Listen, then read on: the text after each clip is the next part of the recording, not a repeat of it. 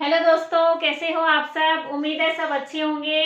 और जैसा आप जानते हैं, आज से हम क्रैश कोर्स स्टार्ट कर रहे हैं। एस्टेट का पेपर बहुत जल्दी आ गया है, दिसंबर में ही बता रहे हैं। तो हम अब दिसंबर को ही मानकर अपनी तैयारी करेंगे, क्योंकि अगर हम ये सोच लें कि अभी नहीं होगा तो हमारी तैयारी भी शुरू नहीं होती। तो ये सोच कर करना है कि 18-19 को ही पेपर होना है, इसलिए अपनी तैयारी स्टार्ट कर लें, अच्छे से कर लें। क्योंकि तैयारी पहले कर चुके होंगे आप, अपने सब्जेक्ट की कर रहे होंगे। बाकी जो कॉमन पार्ट है उससे रिलेटेड वीडियोस मैं आपके लिए लेकर आई हूं। और इस क्रैश कोर्स में हम सबसे पहले करेंगे 2017 से लेकर 2020 तक के जो पीजीटी लेवल के क्वेश्चन पेपर हैं, पीवाईक्यू हैं, वो हम सोल्व करेंगे। उसमें जो सीडीपी आई है वो थोड़ा सा पीछे के ईयर्स के मुकाबले अप लेवल की है। ठीक है, स्टैंडर्ड है वो थोड़ा सा अप कर दिया है। और उस स्टैंडर्ड को देखते हुए ही अब भी यही उम्मीद है कि पेपर है वो उसी लेवल का आने वाला है। तो हम वही क्वेश्चंस करेंगे जो पेपर में पूछे जा रहे हैं, उससे रिलेटेड और जो क्वेश्चन बनेंगे साथ में वो भी मैं आपको बताती जाऊंगी साथ साथ। ठीक है, अब मेरे को तो ये तरीका सबसे अच्छा लगता है कि हम अगर प्रीवियस ईयर क्वेश्चंस को ध्यान से कर लें, वहां से कंसेप्ट क्लियर कर लें, तो काफी अच्छा स्कोर हम कर सकते हैं। फर्स्ट क्वेश्चन है, modelling is an effective method for. Modelling है वो एक प्रभावी युक्ति है किस तरह के बच्चों के लिए। अब आप देख सकते हैं कि इसमें 4 ऑप्शन हैं। उनमें सबसे पहला है चिल्ड्रन विद विजुअल इंपेयरमेंट। मैं हिंदी और इंग्लिश दोनों में बता दूंगी ताकि दोनों मीडियम के बच्चे हैं वो कर पाए। विजुअल क्या होता है? दृष्टि संबंधी। तो दृष्टि बाधिता वाले बच्चे हैं उनके लिए। Children with learning disability, learning disability यानी अधिगम अक्षमता वाले बच्चे। एसिड अटैक विक्टिम, जिन पर एसिड अटैक हो जाते हैं, हमले हो जाते हैं वो। और चिल्ड्रन विद इंटेलेक्चुअल डिसेबिलिटी, बौद्धिक अक्षमता वाले चिल्ड्रन। तो किसके लिए मॉडलिंग है वो प्रभावी युक्ति है, इफेक्टिव है। अब इसमें आप देखिए, विजुअल है वो तो देखने संबंधी है, मॉडलिंग है वो तो देखने की है ना। मॉडल आपने देखे हैं, जो एक्टर्स हैं या फिर कोई भी जैसे लीडर हैं, वो सब मॉडल के रूप में काम करते हैं। तो मॉडल को तो देख कर हम अपने बिहेवियर में चेंज लेके आते हैं। तो बच्चों को मॉडल के द्वारा, मॉडलिंग के द्वारा सिखाएंगे तो विजुअल वाले में तो आएगा नहीं। ठीक है, फिर है लर्निंग डिसेबिलिटी, अधिगम अक्षमता। हम पढ़ क्या रहे हैं? लर्निंग संबंधी थ्योरीज पढ़ रहे हैं। सीडीपी में क्या होता है कि लर्निंग को कैसे ज्यादा से ज्यादा बच्चों के लिए इफेक्टिव बनाया जाए, बच्चे ज्यादा से ज्यादा लर्निंग कर सकें। और टीचिंग और लर्निंग की थ्योरीज आती हैं। तो लर्निंग डिसेबिलिटी वाला ऑप्शन हमारा इसमें ठीक होगा। ठीक है, अगला है acid attack victim. Acid attack वाले बच्चे हैं, उनका मोटिवेशनल लेवल थोड़ा कम हो जाता है, वो समाज से थोड़े से कट जाते हैं। तो उनको तो हम अगर मोटिवेशन करें और उनको थोड़ा सा केयर करें, ध्यान दें, तो उनको हम नॉर्मल तरीके से ही पढ़ा सकते हैं। फिर है चिल्ड्रन विद इंटेलेक्चुअल डिसेबिलिटी। बौद्धिक अक्षमता में कई तरह के बच्चे आते हैं, जड़ बुद्धि, मंद बुद्धि, वो सब आप उसमें पढ़ते हैं। ठीक है, आईक्यू के बारे में पढ़ते हैं ना उसमें। तो ये हमारा अलग कंसेप्ट है। अब बात करें हम इसके बारे में, हमारा मेन टॉपिक क्या है? मॉडलिंग। मेन क्या है? मॉडलिंग। अब ये जो कंसेप्ट है कहां से आया है, कौन सी थ्योरी का है, वो रिलेट करके आप पढ़ेंगे। मॉडलिंग है ये आया है बंडूरा की थ्योरी है, social learning theory. Social learning theory. अब एक क्वेश्चन के साथ ही आपको बहुत सारे क्वेश्चन हो जाएंगे क्लियर। पेपर में सोशल लर्निंग थ्योरी आ जाए, किसकी है भाई? बंडूरा की। ठीक है, और इसका कंसेप्ट है मॉडलिंग। मॉडलिंग क्या होता है? नकल से सीखना, नकल के द्वारा सीखना या सिखाना। अब नकल को इंग्लिश में क्या कहेंगे? इमिटेशन। तो जहां भी आपको ये दिखे word imitation, learning by imitation, तो वहां क्या है? मॉडलिंग। मॉडलिंग किसकी है? बंडूरा की सोशल लर्निंग थ्योरी से। समझ आया? ये है। अब ये थ्योरी है, कोई भी थ्योरी बनाते हैं तो एक्सपेरिमेंट के द्वारा बनती है। एक्सपेरिमेंट किया जाता है ना, तो ये एक्सपेरिमेंट किस पर हुआ था, ये हुआ था बोबो डॉल, ठीक है, बोबो डॉल पर हुआ था। तो बोबो डॉल एक्सपेरिमेंट है वो किस थ्योरी का है, वो है सोशल लर्निंग थ्योरी का। क्लियर हुआ? इस तरह से हम पढ़ेंगे। अगला क्वेश्चन देखिए, और भी कोई जो क्वेश्चन आएगा इससे रिलेटेड वो मैं आपको बता दूंगी, ठीक है। नेक्स्ट क्वेश्चन है, which law of trial and error given by Thorndike is similar to the concept of reinforcement, कि थॉर्नडाइक द्वारा दिए गए प्रयास एवं त्रुटि सिद्धांत का कौन सा नियम पुनर्बलन की संकल्पना के समतुल्य है। अब सबसे पहले तो थॉर्नडाइक का जो सिद्धांत है, लर्निंग का जो सिद्धांत है, लॉ है, उसमें कौन कौन से होते हैं, मेन कौन से होते हैं, 3 लॉ होते हैं, ठीक है। और इस क्वेश्चन में पूछा है कि उसमें से कौन सा नियम है वो पुनर्बलन रेनफोर्समेंट की संकल्पना के समान है, उसके अनुसार। यानी रेनफोर्समेंट क्या होता है, किसी क्रिया को या फिर किसी लर्निंग को बढ़ाना, ठीक है। रेन पुनर्बलन, पुनर्बलन को तोड़कर करेंगे पुनः प्लस बलन, कि उसको बार बार दोहराया जाए, उसको बलित किया जाए, उसको फोर्सफुल पावर मिले कि वो काम बार बार दोहराया जाए, ठीक है। तो ये क्या मतलब है कि इसका अब इससे लिंक करना है हमें। पुनर्बलन का वैसे किसने दिया था, वही रेनफोर्समेंट स्किनर ने दिया था। अब स्किनर का सिद्धांत और थॉर्नडाइक का सिद्धांत की तुलना की गई है, कंपैरिजन किया है। तो इसमें जो लॉ ऑफ यूज है, यानी उपयोग का नियम, लॉ ऑफ डिसयूज अनुपयोग का नियम, लॉ ऑफ इफेक्ट प्रभाव का नियम, और लॉ ऑफ रेडीनेस तत्परता का नियम। तो सबसे पहला हमारा कौन सा आता है, तत्परता, रेडीनेस, ठीक है, रेडीनेस का। फिर सेकंड में क्या आता है हमारा, एक्सरसाइज, लॉ ऑफ एक्सरसाइज। और थर्ड होता है हमारा लॉ ऑफ इफेक्ट, प्रभाव का। अब ये जो है ना, इसका आंसर पुनर्बलन किस में आ सकता है, इफेक्ट में आएगा, प्रभाव में। प्रभाव या तो सकारात्मक होगा, पॉजिटिव होगा, या नेगेटिव होगा, नकारात्मक होगा। और पुनर्बलन किस में मिलेगा हमें, कोई काम हम अच्छा कर रहे हैं उसको रेनफोर्समेंट मिलेगी, ठीक है। तो इफेक्ट का नियम है वो किसके बराबर है, पुनर्बलन की संकल्पना के समतुल्य है। अब ये दोनों क्या है भाई, ये दोनों हमारे जो एक्सरसाइज का लॉ है ना सेकंड वाला, उसके सब पार्ट है। प्रभाव का नियम है उसके ये दोनों क्या है, इसके पार्ट है। और लॉ ऑफ रेडीनेस अलग है, और क्रम में भी आ जाते हैं कई बार। सीक्वेंस पूछ लेते हैं। सीक्वेंस के अनुसार सबसे पहला होता है रेडीनेस, तत्पर होना, कि किसी काम को करने के लिए हम कितने तत्पर हैं। जैसे मैं आपको पढ़ाने के लिए रेडी हूं, तभी तो मैं पढ़ा पाऊंगी, तो रेडीनेस हो गया। दूसरा हो गया एक्सरसाइज। फिर है अभ्यास का नियम। अभ्यास में क्या है कि अगर आप किसी चीज को सीख लिया आपने, अब जैसे ABCD शुरू में सीखी थी, जो बच्चे अब किसी को घर में छोटे बच्चे नहीं है, उनको अगर ABCD बोलने के लिए कहेंगे तो बहुत कम बच्चे ऐसे होते हैं जो पूरी अच्छे से सुना सकें। अब वो यूज नहीं कर रहे ना, इसलिए भूल गए, डिसयूज हो गया उनका। यूज करते रहेंगे तो लर्निंग है वो अच्छी होती जाएगी। तो ये होता है एक्सरसाइज उसका, यानी जो अभ्यास का नियम है वो। फिर है इफेक्ट, प्रभाव। प्रभाव दो तरह से होगा, पॉजिटिव या नेगेटिव। तो वो हमारा रेनफोर्समेंट की तरह काम करेगा, ठीक है। आप पॉजिटिव अगर मेरे को कमेंट देंगे, समझ आएगा, तो मेरा मनोबल बढ़ेगा, मैं और उस काम को अच्छे से करूंगी, मुझे रेनफोर्समेंट मिलेगा, ठीक है। समझ आया?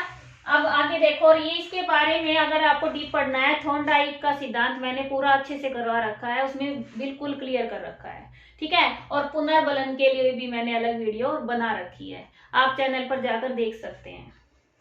अब ये क्वेश्चन देखो, if one activity occurs more often than other it can be used to reinforce the activity that occurs less often, this principle is known as. कहने का मतलब क्या है, यदि एक क्रिया, एक काम है, उसकी आवृत्ति किसी दूसरी क्रिया या कार्य से अधिक है, तब पहली क्रिया का उपयोग दूसरी क्रिया कार्य जिसकी आवृत्ति कम है के लिए पुनर्बलन के रूप में किया जा सकता है। यह सिद्धांत है। अब पहले तो क्वेश्चन समझो, क्वेश्चन क्या है। क्वेश्चन में ये कह रहे हैं कि एक काम है, पहला काम है, ठीक है, उसकी आवृत्ति अधिक है, बच्चा है वो बार बार कर रहा है, उसको पसंद है वो काम करना, वो उसको बार बार कर रहा है, ठीक है। दूसरा काम है, उसकी आवृत्ति कम है, वो करना नहीं चाहता, बहुत कम करता है। तो अब जो पहली क्रिया जो उसको पसंद है, उसकी आवृत्ति अधिक है, उसको सेकंड क्रिया जो दूसरा काम है उसके लिए रेनफोर्स का काम करे, उसको बढ़ावा दे, तो उस सिद्धांत को क्या कहेंगे। अब एग्जाम्पल लेते हैं इसमें कि एक बच्चे को मान लो पार्क जाना या वीडियो गेम खेलना पसंद है, वो उसके पीछे पड़ा रहता है, वीडियो गेम खेलता रहता है।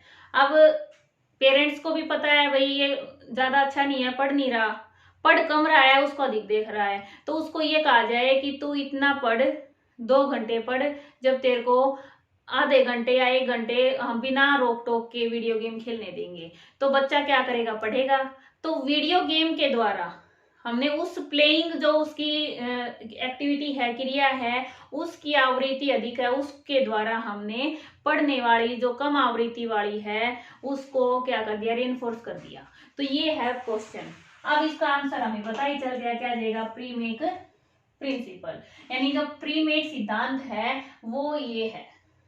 दो काम है, दो कामों को आपस में एक दूसरे का रेनफोर्स बनाया गया, यानी जो कम काम किया जा रहा है ना उसको रेनफोर्स कर रहा है दूसरा, ठीक है। अब है सेकंड ऑप्शन थॉर्नडाइक। थॉर्नडाइक का अभी मैंने फर्स्ट क्वेश्चन में ही बताया था, उन्होंने लॉ दिए थे और इस पर वीडियो है वो देख सकते हैं आप, और बिल्ली पर प्रयोग किया था। स्किनर है, स्किनर ने कौन सा, रेनफोर्समेंट का दिया है, ठीक है, ऑपरेंट कंडीशनिंग, और पावलोव ने कौन सी दी है, क्लासिकल कंडीशनिंग।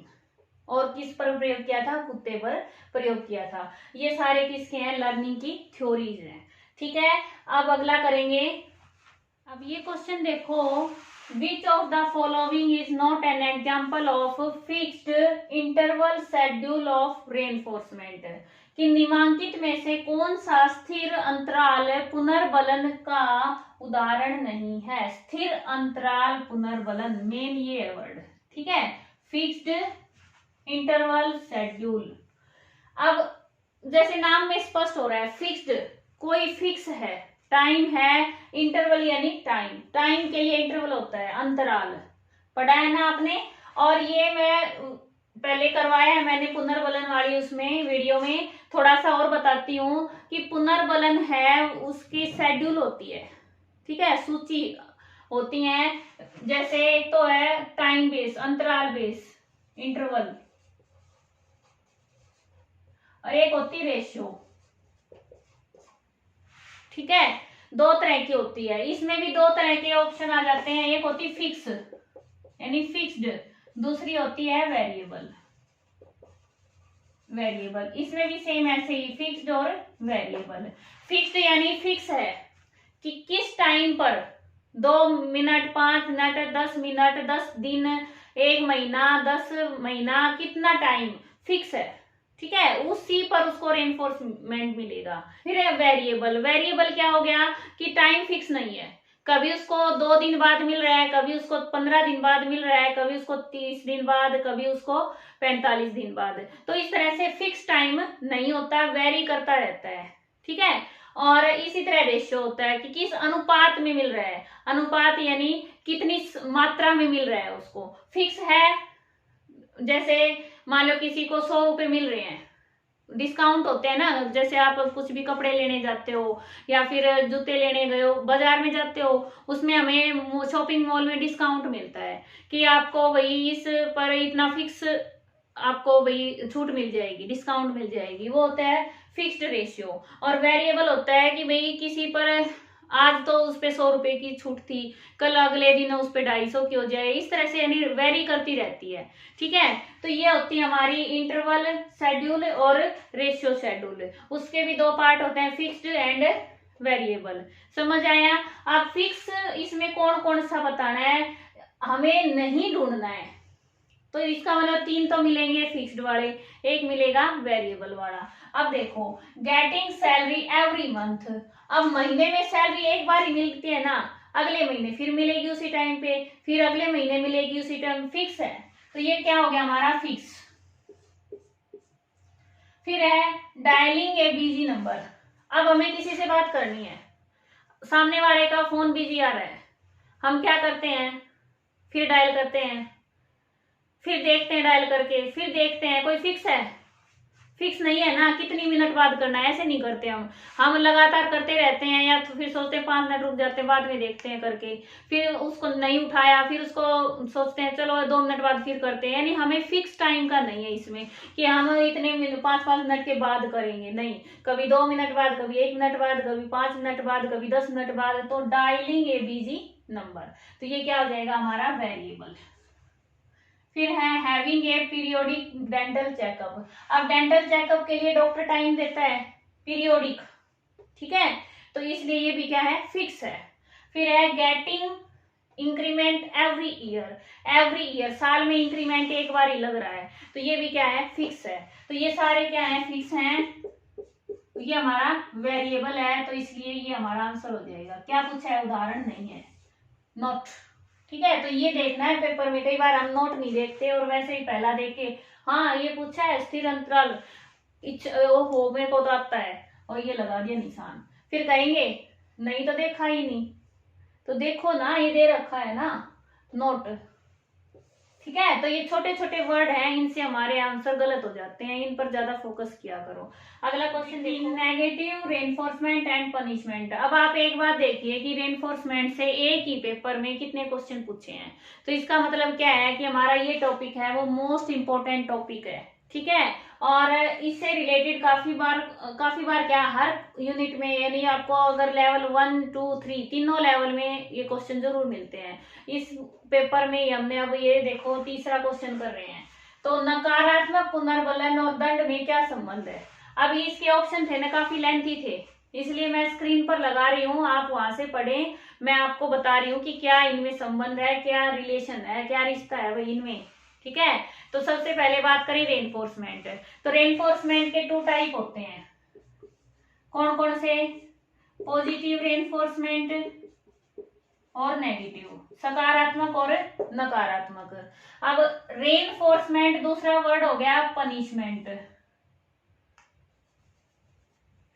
अब कई क्या सोचते हैं, जो नेगेटिव रेनफोर्समेंट है ना, इसी को पनिशमेंट के इक्वल समझ लेते हैं, सजा की,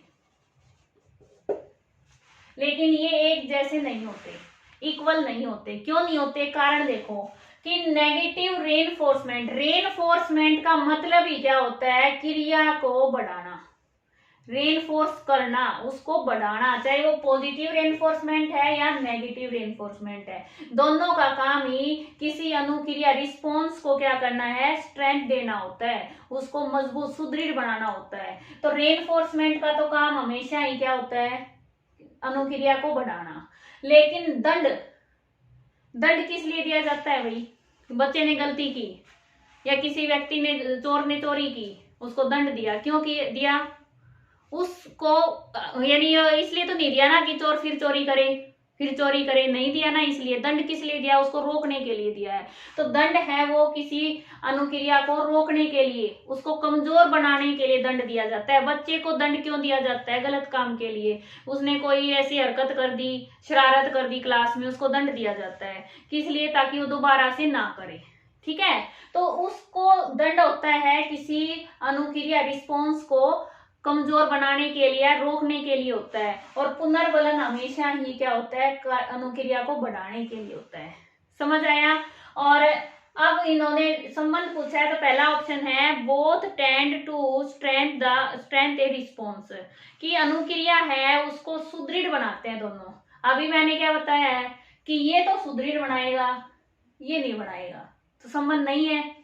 दूसरा देखो, both tend to weaken a response, दोनों अनुक्रिया को कमजोर करते हैं, नहीं करते, ये तो सुदृढ़ करता है, इसलिए ये भी गलत है।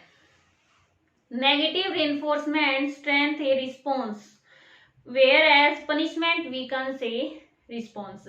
नेगेटिव रेनफोर्समेंट है वो तो क्या करता है, स्ट्रेंथ देता है रिस्पॉन्स को, और पनिशमेंट है वो उसको रिस्पॉन्स वीकन करता है, यानी कमजोर बनाता है।